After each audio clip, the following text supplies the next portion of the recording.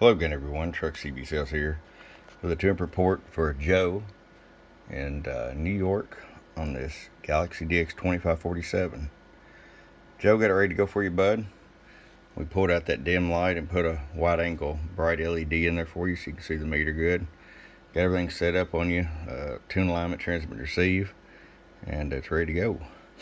Let's start with RF power all the way down. It's single final radio, 1 watt all the way down, 5 watts all the way up. I'll show you average power swing. Hello, 15 bird, 50 watt slug in PEP. Hello, and 33 PEP. Okay, Joe, I really like these radios. They work really well. Oh yeah, I did a clarifier mod too, so this thing will work great on the sideband for you.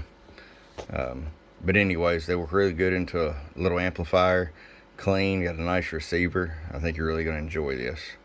So let's get it on up to you from your friend Truck at www.truckscbsales.com. Bump bump.